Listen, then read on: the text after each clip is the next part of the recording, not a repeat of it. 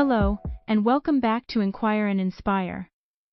I'm your host, Jasmine Velasco, and today we're continuing our heartfelt conversation from the last episode about the power of love and the power of being hurt. I'm thrilled to have Louis Moreau back with us. Louis, thank you so much for being here and for being a part of that incredible discussion, with two other brilliant women on episode 5.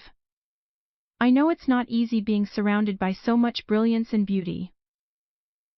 Oh, and by the way, I'm so sorry, I totally forgot to properly introduce you to the audience last time. So, can we get to know a little more about you before we dive into today's topic? Oh, Jasmine, let's make one thing clear. I was surrounded by 3 beautiful and extremely intelligent women. You didn't see my mom in the room with me? I'm just joking, Jasmine. And I didn't even notice that you forgot to give me a formal introduction, but that's okay, we're here now. Thank you for having me again. Well, you're too kind, Louis, but seriously, tell us a little about your journey. How did you become a relationship counselor and life coach? Of course.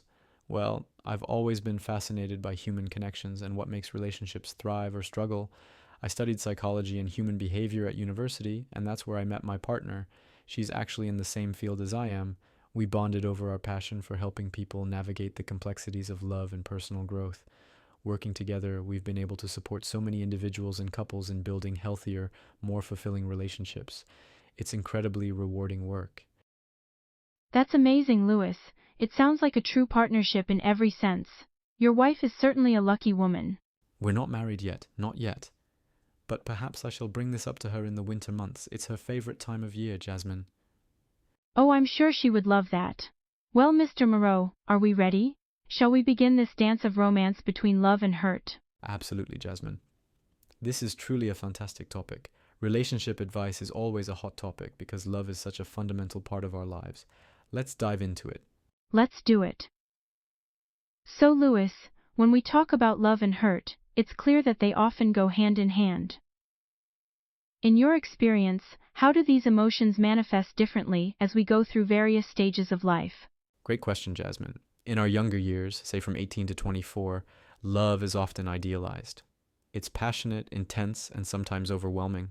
When we're hurt at this stage, it can feel devastating because we're still learning how to manage those emotions and set healthy boundaries. As we move into our mid-20s to mid-30s, love becomes more about finding a partner to share life with. We're often looking for stability and compatibility. Hurt at this stage is more about disappointment and unmet expectations, realizing that the person you thought was the one might not be. From our mid-30s to late 40s, love is about balancing. We're often juggling careers, families, and personal growth. Hurt here can feel like a setback because we've invested so much into building a life, and when that falls apart, it's a lot to process. And as we approach our 50s and beyond, love is about companionship, shared experiences, and emotional intimacy. Hurt at this stage can be profound because it's tied to deeper life transitions, losing a partner, health challenges, or just feeling like time is running out. It's less about passion and more about finding someone to share the journey with. That's such a powerful breakdown, Louis. It really shows how love and hurt evolve as we do. I'm curious, what's your take on the role the media plays in shaping our understanding of love, especially for younger generations? The media certainly has a big influence, Jasmine. For younger people, the portrayal of love is often superficial and unrealistic. It's all about grand gestures, perfect relationships, and happily ever afters. But real love is messy, it's complicated, and it requires work and commitment. This idealized version of love can set people up for disappointment because they're chasing something that doesn't exist. It's important to understand that love is not just about what you see on the outside, but about the deeper connection and understanding between two people. That's so true, Louis, and I think it's crucial to have these kinds of conversations to set realistic expectations. Now, you've given so much great advice already, but I'd love to hear more about your thoughts on healing from hurt. What are some practical steps people can take to move forward after a painful experience in love? Great question, Jasmine. Healing from hurt starts with acknowledging your feelings. Don't suppress them. It's okay to feel sad, angry, or even lost. Give yourself permission to grieve the loss of the relationship or the person you thought they were. Next, focus on self-care. Reconnect with yourself. Do things that bring you joy. Spend time with friends and family. And don't rush into another relationship just to fill the void. And finally, reflect on the experience. What did you learn from it? How can you grow from this pain? Turning hurt into a learning opportunity can be incredibly empowering. That's wonderful advice, Lewis. I hope our listeners take it to heart. And speaking of listeners, we'd love to hear your stories and questions. How have love and hurt changed for you over the years? What role has the media played in shaping your relationships? Call in and leave us a voicemail at 1-855-852-7646. That's 1-855-8-JASMINE. We might feature your message in the next episode, or read it on air. Yes, please do. Love is a shared experience, and we all have so much to learn from each other.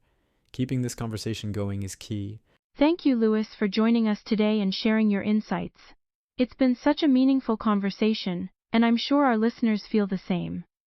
Until next time, stay inspired and keep exploring the power of love and healing. Wow, this has been a great topic, Jasmine. You know what gives the most warmth during the fall season, especially in the month of September? Conversations like this. This is it. I can't thank you enough for having me on the show. It seems like just yesterday I came across your social media and followed you, and now here we are today in this room having a fascinating conversation. Well done. I think it's time to cheers this conversation away with an Irish cream coffee. Absolutely, Lewis. I'll definitely take you up on that offer. Thank you once again, and to all our listeners, thank you for joining us. Until next time, stay inspired and keep exploring the power of love and healing. You've been listening to Inquire and Inspire with Jasmine Velasco and our wonderful guest, Louis Moreau. Don't forget to call us at 1-855-852-7646 and share your thoughts and stories. We'll see you in the next episode.